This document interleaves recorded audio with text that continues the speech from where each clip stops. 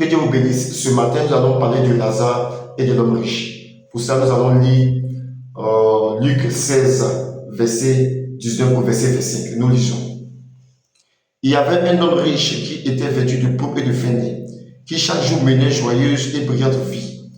Un pauvre nommé Lazare était couché à sa porte couvert d'ulcères, désireux de se rassasier des miettes qui tombaient de la table du riche, et même les chiens venaient encore lécher ses ulcères.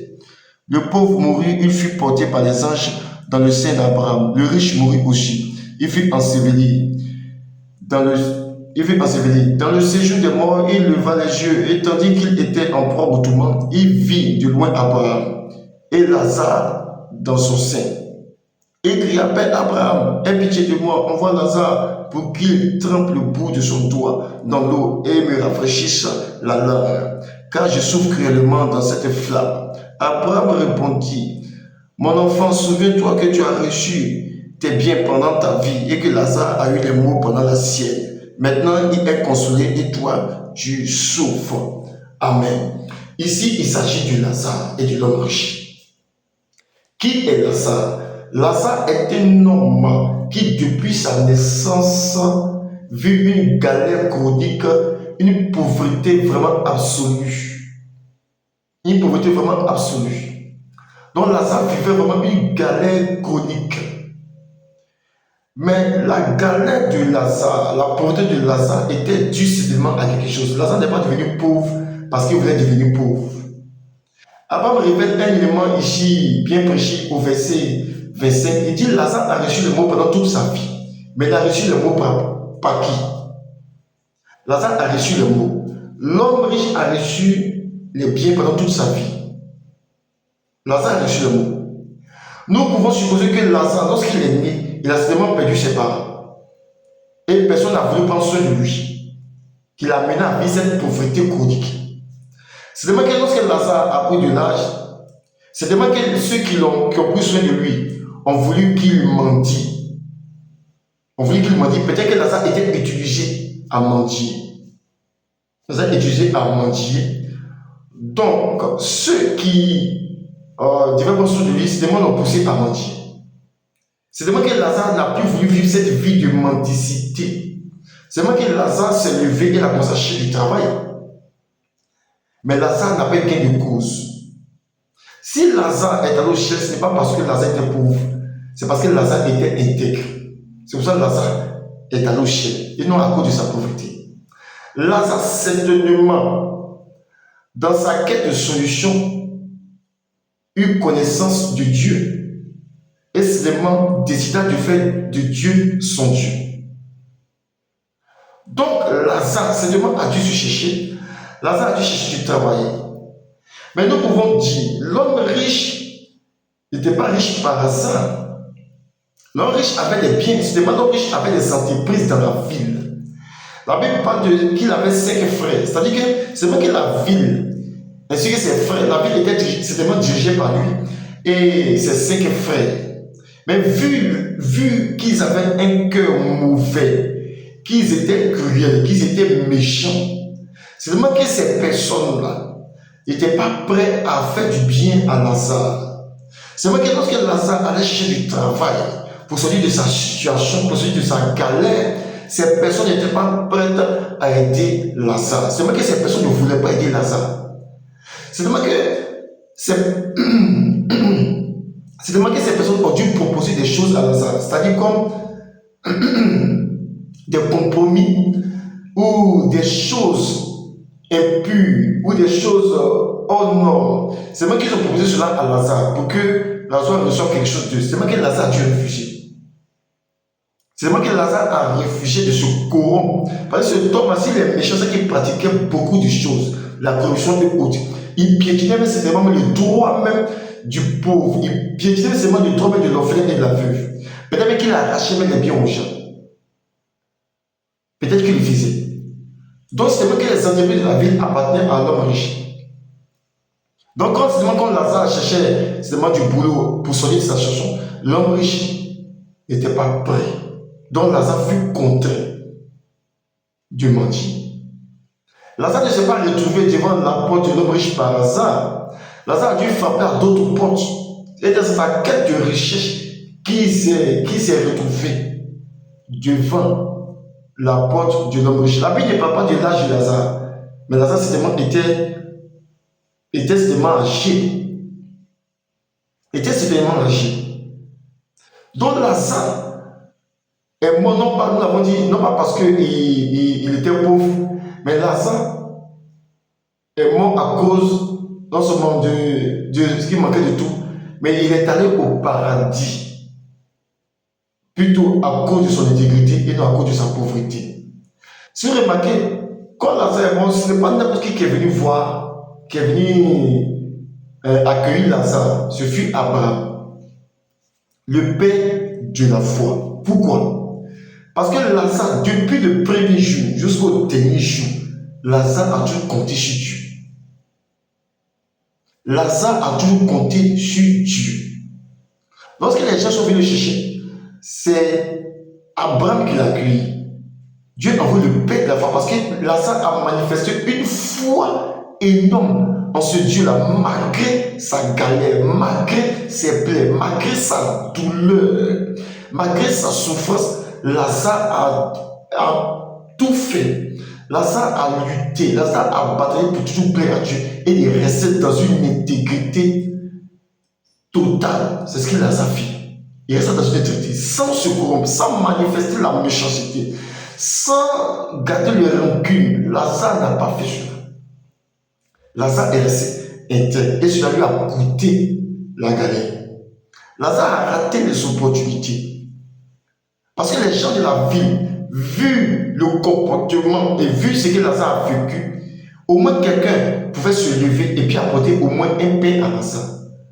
Ils ne l'ont pas fait. Ça veut dire que la ville, tous ceux qui étaient dans la ville étaient de mauvaise foi, étaient de mauvaises personnes. Ces personnes n'avaient pas un bon cœur, ils étaient méchants, les gens de la ville. C'est pour ça que Lazare s'est retrouvé dans cette situation. Il n'y avait pas de bonté dans cette ville-là. C'est pour ça que Lazare s'est retrouvé dans cette situation. Et certainement que les activités de la ville étaient pour les hommes riches, c'est-à-dire l'homme riche et ses frères. C'est eux certainement qui dirigeaient la ville. Donc Lazare ne peut pas avoir gain de cause. Lazare ne peut pas avoir gain de cause. Qui sont les hommes riches? Jésus parle de l'homme riche, mais en notre temps aujourd'hui, qui sont les hommes riches? Ce qui est reproché à l'homme riche, c'est qu'il n'a pas aidé Lazare. Ce n'est pas la richesse de l'homme riche qui est remise en cause. Non, c'est son action vis-à-vis de son prochain qui est remise en cause par Jésus. C'est ça qui est remis en cause. Lorsque Lazare était devant sa porte, l'homme riche avait la possibilité d'apporter un repas à Lazare. Il ne l'a pas fait. Il pouvait le faire, mais il ne l'a pas fait. Il a méprisé Lazare. Je peux dire même qu'il a haï Lazare. Il n'a pas aimé Lazare. Il n'a pas aimé son prochain. C'est ce qu'il lui fait. Donc c'est ce qu'il lui a reproché. Donc qui sont les hommes riches? Les hommes riches aujourd'hui ne sont pas forcément ceux qui ont des milliards. Non. Les hommes riches aujourd'hui sont tous ceux qui ont la possibilité de donner du pain à un pauvre, mais qui ne le font pas. Ceux-là font partie de la famille de l'homme riche.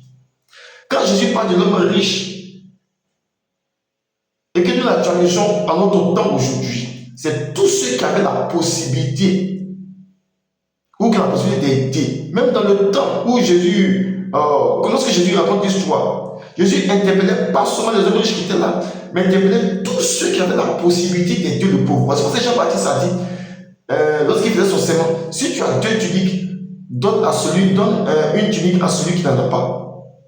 C'est-à-dire que tu as la possibilité de vêtir l'autre et que tu ne le fais pas. Tu fais partie de la famille de l'homme riche. Tu manifestes la méchanceté.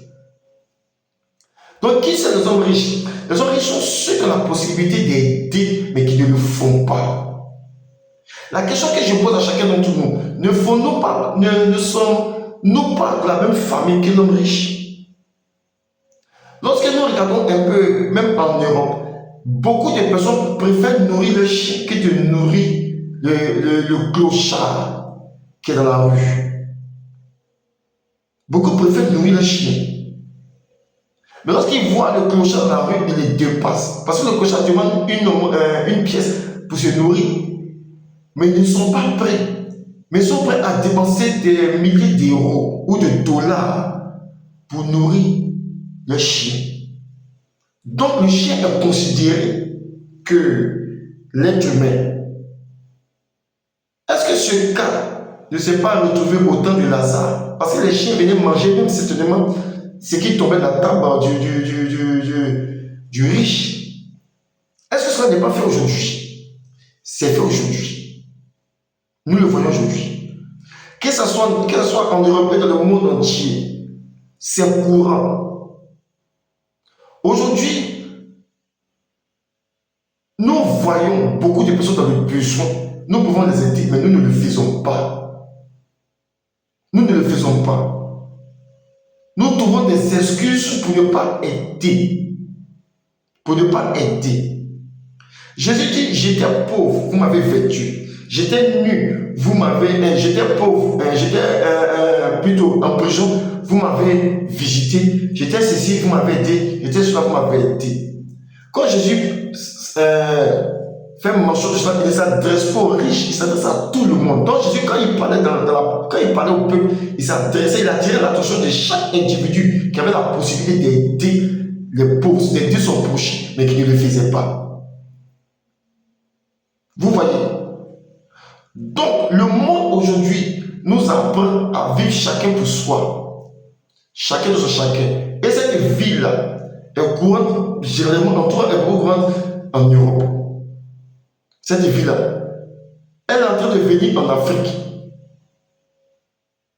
Chacun pour soi. Le besoin de l'autre ne nous intéresse pas. Le besoin de l'autre ne nous intéresse pas. C'est agir comme l'homme riche. Ce qui est reproché à l'homme riche, c'est le fait qu'il n'a pas aidé Lazare. Ce n'est pas sa richesse qui est remise en cause. Non. Jésus n'est pas contre la richesse. Mais ce qui est remis en cause, c'est son manque d'amour vis-à-vis de son prochain. C'est ce qui lui est reproché.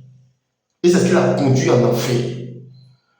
Cet homme-là n'était pas seulement, je vais dire, il était riche. Il n'était pas seulement riche financièrement, il était riche en méchanceté. Il était riche en péché. Ce qui l'a conduit en enfer, ce n'est pas sa richesse, c'est sa méchanceté. Il était riche, il était prospère en méchanceté. En même temps qu'il était riche en finance, il était aussi riche en méchanceté. Il était riche en péché. Il était riche en péché. Lazare était pauvre. Lazare était pauvre en péché. Il manquait de tout. Au-delà de la pauvreté physique, il était pauvre en péché. C'est-à-dire que Lazare ne faisait pas le péché même. Il était pauvre en péché. Et c'est ce qui lui a coûté le ciel. Il était pauvre en péché. C'est pour ça que nous avons dit tantôt que dans les temps de la fin, où nous sommes, il nous faut devenir des Lazare, pas dans le sens d'accepter la pauvreté financière de nos vies. C'est pas de cela. Il faut avoir. C'est-à-dire quand nous disons de devenir des Lazare des temps de la fin, c'est d'avoir le caractère de Lazare qui, malgré qu'il n'y avait pas, craignait Dieu. Lazare refusait de se compromettre afin de plaire à Dieu. C'est de ça qu'il est question. Dans ce temps de la fin, les opportunités se font pour les enfants de Dieu à cause de leurs intégrité. Aujourd'hui, il faut connaître quelqu'un pour avoir telle chose, pour avoir telle chose. Il faut avoir des relations, mais toi qui refuses de te compromettre, tu es mis à l'écart. Et quand tu es mis à l'écart, tu vis certaines situations. Tu vis la galère.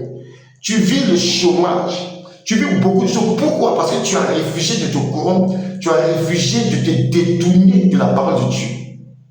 Et si ça continue comme ça, qu'est-ce que tu vas faire? Tu finiras par mentir si tu veux rester intègre. Donc tu te retrouves dans la situation de Lazare. Tu te retrouves dans la situation de Lazare. C'est parce que nous disons que dans le temps de la fin, il nous faut épouser, je peux m'exprimer, la pensée de Lazare. La façon de fonctionner de Lazare, c'est-à-dire l'intégrité qui incarnait Lazare, la crainte de Dieu qui incarnait Lazare. Lazare pouvait accepter les compromissions et sortir de sa situation. Lazare n'a pas fait. Lazare est resté intègre dans sa situation. Lazare est resté intègre, craignant Dieu dans sa situation. Donc Lazare était pauvre en péché. Il était pauvre en péché. Mais il était riche devant Dieu. Financièrement, il était pauvre vis-à-vis des hommes. Mais spirituellement, il était riche devant Dieu. Et ce qui l'a distingué, c'est qu'il était pauvre en péché. L'homme riche était riche financièrement, il était riche en péché. Ainsi que tous ceux qui étaient dans la ville, qui n'ont pas été dans ça, ils étaient riches en péché. En quoi es-tu riche, mon frère? Tu as les biens, Dieu t'a béni, tu as assez bien. Parce qu'il est dit que le riche a reçu les biens, Lazare a reçu les maux. La Bible dit que Dieu est riche, Dieu est pauvre. Donc je peux dire que la pauvreté de Lazare n'était pas due à un esprit de famille, mais était la volonté de Dieu. Lazare est resté intègre. Lazare n'a pas murmuré contre le Seigneur. L'homme riche, sa richesse venait de Dieu. Dieu l'a rendu riche pour qu'il puisse aider Lazare. C'était dans le programme de Dieu là. Dieu n'avait pas permis que Lazare ait une certaine richesse. Mais Dieu a permis que l'homme riche ait la richesse afin d'aider Lazare. L'homme riche ne l'a pas fait. L'homme riche ne l'a pas fait.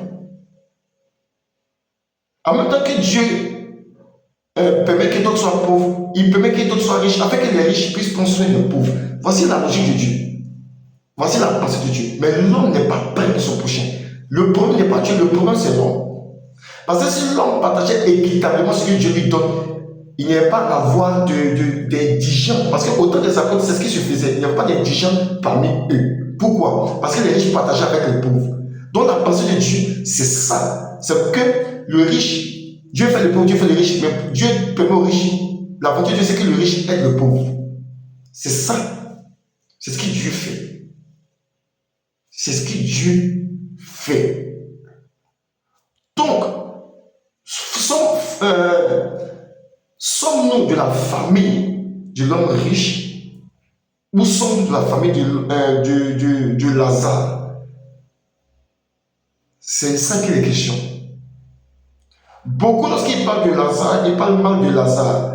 Parce que pour eux, c'est une question de finance, c'est une question d'argent. L'histoire de Lazare va au-delà de l'argent. Jésus a pris cette histoire parce que Jésus est allé au-delà des moyens financiers. Jésus est allé au-delà. Parce que là, il était question d'éternité. Ce n'est pas l'argent qui a amené l'homme riche en enfer, non. C'est l'état de son cœur. C'est son manque d'amour. Non seulement pour Dieu et pour son prochain. C'est ce qu'il a amené en enfer. Sa méchanceté, c'est ce qu'il a amené en enfer. Et c'est ce que Jésus-Christ a fait ressortir devant ceux qui l'écoutaient. Lazare est allé au ciel parce qu'il était pauvre en péché.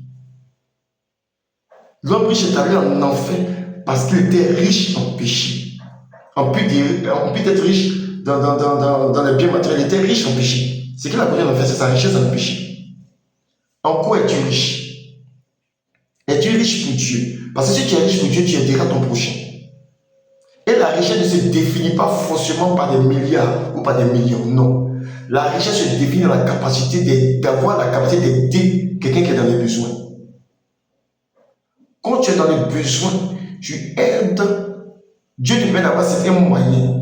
Un certain moyen pour aider ceux qui sont dans les besoins. Le but de Dieu, c'est cela. Le but de Dieu, c'est cela. Lorsque Jésus parlait aux gens, il ne s'adressait pas aux riches. Il s'adressait à tout le monde. Le riche comme le moins riche. Pour dire que si tu as la possibilité d'aider quelqu'un, aide-le. Parce que nous sommes à la fin des temps. En quoi es-tu riche? Bien-aimé, en quoi es-tu riche? En quoi sommes-nous riches? Est-ce que nous aidons les gens lorsqu'ils sont dans les besoins? Lorsque Dieu nous donne la capacité de le faire, est-ce que nous le faisons? C'est ça le problème. Est-ce que nous le faisons? Nous ne le faisons pas. Aujourd'hui, l'église n'est plus sociale. L'église n'aide plus. L'église n'aide plus. Aujourd'hui, nous ne sommes plus riches pour Dieu. Nous sommes riches pour nous-mêmes. On est riches pour nous-mêmes. On n'est pas près les uns des autres. Quand un frère est dans le besoin, on lui dit va prier le Seigneur. Dieu te fortifie. Pourtant, on peut l'aider. Pourtant, on peut l'aider. On a des opportunités. On peut aider le frère. On dit non, on va prier, Seigneur, Dieu veut te fortifier. Quelqu'un n'a pas de vêtements. Au lieu de l'acheter un vêtement pour lui donner, on préfère prendre nos vieux habits pour les donner au gars. Sachant même que ce ne sont pas de bonnes choses. C'est fait partie de la famille de l'homme riche. Certains me diront, mais au moins nous, on donne nos vieux habits. Jésus dit, c'est-à-dire donner les vieux habits, c'est-à-dire que tu n'as pas couvert la nudité de la personne. Voici la réalité. Si toi te donnais des vieux habits, est-ce que tu allais accepter de porter ces vieux habits? C'est ça le problème. Donc ce matin, nous voulons nous exhorter à faire très attention. L'histoire de Lazare et de l'homme riche, il est important de l'étudier de plus près. Je ne vais pas regarder l'aspect. Non, Lazare est l'homme pauvre. Non, moi je refuse d'être un Lazare. Non. Dans ce temps de la fin, il est important pour nous de devenir des Lazare. Devenir des Lazare n'est pas accepter la pauvreté. Devenir des Lazare, c'est réfugier la compromission. C'est ça que nous parlons. Quand nous disons de devenir Lazare dans ce temps de la fin, c'est de refuser la compromission et de garder l'intégrité malgré les difficultés. C'est de ça que nous parlons. Ils n'ont pas d'accepter la pauvreté. Nous disons de rester intègre malgré les difficultés, malgré la galère, malgré les épreuves, malgré les difficultés. C'est de ça que nous parlons. C'est ce que nous disons. Donc, il nous faut épouser la foi de Lazare en ce temps de la fin. Parce que si nous n'avons pas la logique de Lazare en ce temps de la fin, nous allons régner Dieu. Nous allons nous compromettre. Nous allons nous compromettre. Parce que Lazare a reçu le mot pendant toute sa vie. Lazare avait toutes les raisons de murmurer contre Dieu. Lazare avait toutes les raisons d'abandonner le Seigneur et de se corrompre. Lazare avait toutes les raisons de se suicider à cause de la galère. Lazare avait tout ce... Il avait tout le motif et le mobile valable de se donner la mort. Si nous étions à la part de Lazare, peut-être que beaucoup même allaient même se suicider. Lazare n'a pas fait. Il est resté intérieur. Jusqu'à les chiens venaient laper ses suicides. Il avait des suicides.